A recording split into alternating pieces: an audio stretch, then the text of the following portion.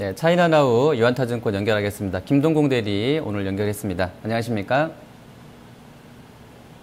네, 안녕하십니까? 네, 자 중국이 3,300선에서 거의 뭐 제자리 걸음입니다. 하지만 거래는 계속해서 지금 뭐 11월 달, 그러니까 10월 말 이후로는 좀 계속 줄고 있는 상황인데요.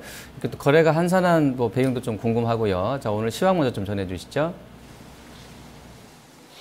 네, 전일에 나왔었던 지표들 몇 가지를 이제 좀 간략하게만 한번 좀 언급을 좀 드려보도록 하겠습니다. 100개 주요 도시 신규 주택 평균 매매 가격이 일단 좀 발표가 되었었습니다.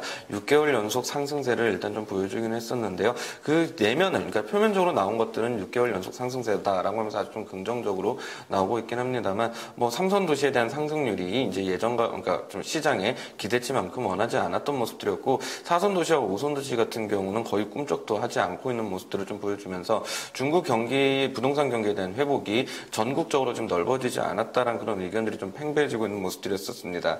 그리고 지금 또 하나 살펴볼 수 있는 것은 제조 PMI가 기준선을 하회해서 일단 좀 움직이는 모습들이 나왔었는데요. 뭐 예상치보다는 일단 조금 좋게 나오기는 했었습니다만 여전히 시장의 기준선인 50을 넘어서지를 못했다는 점들이 두 가지 좀 부담연이 되는 것 같습니다. 아무래도 기존에 있었던 저항대 라인이라고 볼 수 있었던 3,450포인트에 대한 저항 테스트 과정들이 일단 좀 지속이 되고 있는 그런 흐름들이라고 이야기를 드려볼 수가 있을 것 같은데요. 이 3,450포인트에 대한 저항을 강하게 지금 돌파를 하고 있지 못하는 상황에서는 지난번 박스권 상단 라인으로 설정을 할 수가 있었던 3,250포인트까지 다시 한번 가격 조정과 기간 조정이 나올 가능성들이 좀 높은 그런 상황이라고 좀 볼 수가 있겠습니다. 오늘 역시의 흐름들도 크게 오르지는 못하고 3,300포인트 구간에서 움직이는 모습들을 보여주고 있는데 지금 현재에 대한 시장의 분위기는 결국 3,450포인트에 대한 벽을 넘지 못해서 다시 한번 3,250포인트로 이동을 하는 다시 한번 그러니까 2단 박스권을 다시 한번 설정을 해나가는 그런 국면들이라고 말씀을 드려볼 수 있겠습니다. 오늘 시장에서 상승하고 있는 업종들은 지금 농업 그리고 인터넷, 증권, 항공 업종들이 상승을 하는 모습들을 좀 보여주었고요. 하락하는 업종들은 항공, 우주, 수력, 제약 그리고 자동차 업종 등이 하락을 하면서 지수에 대한 대형주, 중소형주 가릴 것 없이 어느 정도 백중세를 이루는 모습들을 보이면서 시장이 지금 현재 강보합권에서 움직이고 있다라고 볼 수 있습니다. 네. 자, 연속해서 이슈 보겠습니다. 뭐 이게 이제 그 대형사들 특히나 이제 인터넷 비즈니스를 했던 업체들 쪽에서 미디어 쪽 콘텐츠 쪽에 대한 관심은 좀 예전부터 있어 왔었는데요. 최근에도 이러한 분위기가 조금 더 이제 활발해진다고 하는데 이 부분 먼저 좀 전해 주시죠. 네, 최근에 중국의 미디어 산업에 대한 고정자산에 대한 투자가 지금 지속적으로 좀 증가를 하고 있는 모습들을 확인을 해볼 수가 있습니다. 일단 표부터 표부터 보면서 좀 말씀을 좀 드려보도록 할 텐데, 지금 나오고 있는 표는 문화 미디어 산업에 대한 고정자산 투자 금액입니다. 지금 해가 갈수록 계속해서 증가 기조를 가고 있는 모습들이 보여지고 있고요. 지금 현재 나와 있던 표에는 2014년까지 나와 있습니다만, 2015년 현재치는 14년을 지금 넘어서고 있는 시점이다라는 것들을 한번 좀 같이 한번 안내를 좀 해드려보도록 하겠습니다. 이렇게 지금 가장 많이 들어오고 있는 것들이 늘어나고 있는 고정자산 투자가 최근 들어 좀 탄력을 받는 모습들이 좀 연출이 되고 있는데요. 일단 10월 16일부로 해서 우리가 잘 알고 있는 중국 최대 상거래 업체인 알리바바에서 45억 달러, 우리나라 돈으로 5조 원 정도를 들여서요. 중국 최대 동영상 업체인 유쿠더우를 인수를 하는 모습들을 보이면서 사업에 진출을 하는 그런 모습들을 보였습니다. 그리고 그뿐만이 아니라 10월 19일엔 샤오미가 드라마 및 영화 제작사라고 볼 수 있는 신성당 회사에 지분 투자를 시작을 하면서 본격적으로 컨텐츠 분야에 좀 투자를 하면서 사업 영역들을 확장하는 모습들을 보였었고요. 그리고 시진핑 주석이 영국에 이제 방영을 하는 구간들 동안에 영화 합작 MOU까지도 체결을 하는 모습들을 보였었고, 가장 최근이라고 말씀드릴 수 있는 10월 27일 날에는 러스왕이 새로운 스마트폰 출시를 하면서 내년 시장에 인도 시장에 진출을 하겠다라고 이야기를 하는 모습들을 좀 보여주었었습니다. 이 러스왕은 LETV라 해서 TV 관련된 컨텐츠 사업 업체라고 좀 보시면 될 것 같습니다. 이렇게 지금 중국의 유수의 대기업들이 문화 컨텐츠 시장으로 지속적으로 발을 넓혀가고 있고 투자 금액들을 늘려가고 있는 상황이기 때문에 이러한 것들에 대한 이런 관련 종목들에 대한 관심을 가져볼 필요성들이 있을 것 같습니다. 그리고 이 사업들을 계속해 투자하는 이유에 대해서 한번 좀 말씀을 좀 드려보도록 할 텐데요. 우리나라 시장뿐만이 아니라 중국 시장도 마찬가지고 글로벌 시장도 마찬가지긴 합니다만, 중국의 온라인 동영상 규모가 최근 들어 아주 급증을 하고 있는 모습들이 좀 보여주고 있습니다. 아무래도 중국 경기가 좀 침체되는 상황이다 보니까 어디 나가서 무언가를 소비하는 것이 아니라 집 안에서 지금 문화 콘텐츠를 소비하고 있는 시장들에 대한 것들이 그 수요가 점차로 증가하고 있는 것으로 보여지는데 거기에 따른 산업에 대한 수혜주들 앞으로도 좀 관심을 가져볼 필요성들이 있을 것 같습니다. 관련주로 좀 말씀을 드려볼 수 있는 것들은 북경 가화 케이블 TV와 그리고 동방명주 그리고 중문미디어 그리고 시대출판과 같은 이런 엔터주들 미디어주 엔터주에 한번 관심을 가져보시면 좋을 것으로 생각이 듭니다. 네, 자, 두 번째 이슈는 중국 국무원에서 이 농촌개혁 종합성 실시 방안을 어제 발표했던 내용인데요. 자, 이 부분에는 어떤 내용들이 들어있는지 말씀해 주시죠. 네, 중국엔 지금 현재 사회 문제가 하나가 있습니다. 지금 그 사회 문제는 뭐냐면 도시화 그리고 농촌 간의 소득 격차가 워낙 심하게 벌어졌기 때문이라고 벌어진 것이 문제라고 볼 수 있습니다. 표로 한번 보신다라고 하면은 중국과 지금 현재 중국의 도시와 농민들에 대한 소득 격차에 대한 흐름들을 확인을 해 보실 수가 있으실 것 같습니다. 이러한 흐름들이 지속이 되다 보니까 이 농촌에 있는 인구들이 도시로 와서 이제 좀 살고 있는 그런 모습들을 좀 보여주고 있는데 이 사람들이 지금 현재 우리나라로 치면 약간 불법 체류자적인 성격들을 갖고 있습니다. 이유가 무엇이냐면 중국 같은 경우는 이제 그 호적이 좀 구분이 되어 있습니다. 간부 그리고 공인 그리고 농민으로 구분이 되어 있는데요. 이 농민에 있던 사람들은 원칙적으로 하면 도시에 와서 공인 생활을 할 수가 없습니다. 그런 사람들이 지금 현재 도시로 와서 생활을 하면서 호적과 불법 체류 개념이 되는 거죠. 거기서 이제 살게 되면서 농민공이라는 사회 문제를 일단 좀 만들어내고 있습니다. 이 인구의 숫자가 중국의 전체 15%가 되고 있습니다. 그리고 이런 농민공들은 도시 생활에서도 가장 최저 생활을 이제 하고 있는 계층으로 일단 지금 현재 시간 분류가 되고 있습니다.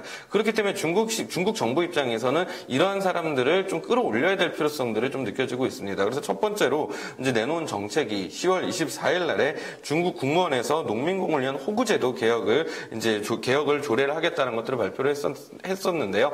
지금 현재 방금 전에도 말씀을 드렸습니다만 중국에 있는 농민들은 도시 와서 생활을 할 수가 없게 되어 있었는데 이제는 이제 9개월 정도 거주를 했을 경우는 임시 영주권 개념의 그런 이제 증서를 발부를 해서 생활 수준을 올리겠다는 것들을 하는 정책들을 펼쳤습니다. 근데 이번에 발표한 정책은 이거보다는 조금 더 근본적인 정책으로 말씀을 좀 드려볼 수가 있겠습니다.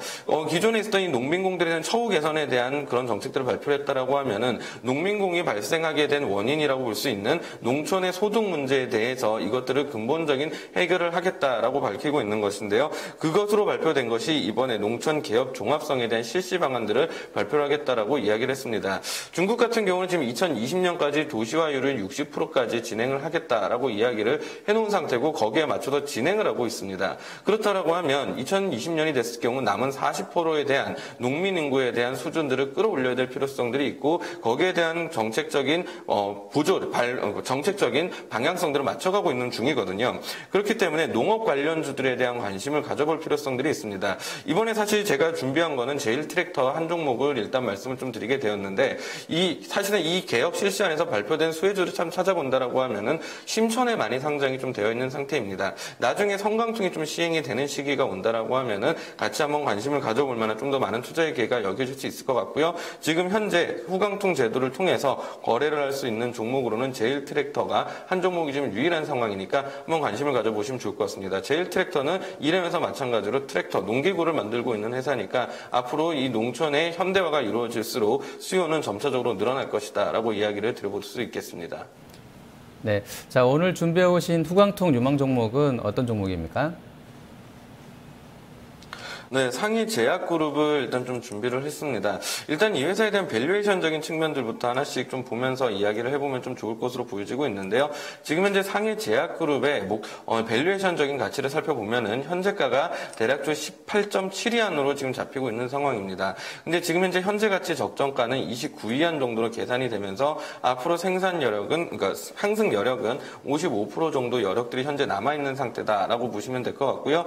그리고 이 수치를 조금 눈여겨보시면 들어보실 필요성들이 있을 것 같은데요. 이 영업이익률과 ROE, ROA가 전부 다 우상향 기조를 가고 있는 그런 흐름들이 보여주고 있습니다. 특히나 이 ROE가 지속적인 성장세를 걷고 있다는 것들이 아주 큰 이제 좀 호조세의 요인들이라고 좀 볼 수가 있을 것 같습니다. 이 회사가 이렇게 좀 실적들이 좀 잘 나올 수 있는 배경들을 좀 살펴볼 필요성들이 있을 것 같습니다. 이 회사 같은 경우는 상하이 지역을 중심으로 해서 의약품을 제조하고요. 그 제조한 의약품들을 유통을 하고 있는 회사라고 좀 보시면 될 것 같습니다. 상하이 전체 의약품 시장의 점유율이 대략 45%를 차지를 하고 있는 상황이기 때문에 중국 인구의 소득 수준이 증가를 함에 따라서 결국은 제약 소비가 늘어날 것이고 그리고 또한 고령화에 따른 흐름들에서도 다시 한번 이런 실적들 개선세는 지속될 수 있을 것 같습니다.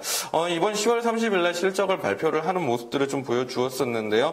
지금 현재 매출액이 1월부터 9월까지의 전년 동기 매출액이 대략 15% 정도가 증가를 하는 모습들을 보여주고 있고요. 신규 진출한 O2O 사업에서의 사업 전망 역시도 지금 긍정적으로 나오고 있기 때문에 앞으로에 대한 실적 개선세는 계속적으로 긍정적으로 나올 가능성들이 높다라고 말씀드릴 수 있습니다. 네, 자 마감까지 한 30여 분 남아 있습니다. 지수는 여전히 3,300 초입에서 움직임이 나오고 있고요. 일간 기준으로는 거래가 계속 좀 줄고 있습니다. 지금 제가 보는 차트로는 10월 21일 날 이후로는 거래량이 계속해서 좀 줄고 있는 상황인데요. 자 마감 앞두고는 어떤 부분을 체크해서 좀 봐야 되겠습니까? 네, 사실 그동안에 말씀드렸던 비와 동일하게 일단 좀 말씀 좀 드려보고 싶습니다. 이 라인 3,450포인트에 대한 라인은 상당히 좀 중요하게 좀 제시를 해드린 바가 있었습니다. 이 그림에 대한 것들을 좀 살펴보신다고 하면 지난번에 지지 역할을 하고 있었던 라인들이 이젠 저항대에 대한 역할들로 지금 진행을 하고 있고요. 그렇다라고 하면 이 라인대를 강하게 넘어가지를 못한다라고 해버리면은 결국은 좀 흘러내릴 수밖에는 없는 상황들이 될 것입니다. 여기 넘어갔을 때 현금을 주식으로 바꿔야 될 필요성들이 있습니다. 자, 그렇다라고 하면 지금 현재 하단부로 흘러내리고 있는 상황에서는 어떤 대응을 해야 될까에 대한 생각들을 해보신다라고 하면은 지난번 박스권에 있었던 이 상단부에 대한 가격이 대략적으로 3,250포인트 정도가 되는데요. 3,250포인트를 바닥으로 한 3,400포인트와 3,200포인트를 바닥으로 한 새로운 신규 박스권들이 지금 다시 한번 형성이 될 가능성들이 높아지고 있는 자리라고 말씀드려볼 수 있겠습니다. 자, 그러면은 이 흐름들이 주가가 흘러내려서 하단부에 와서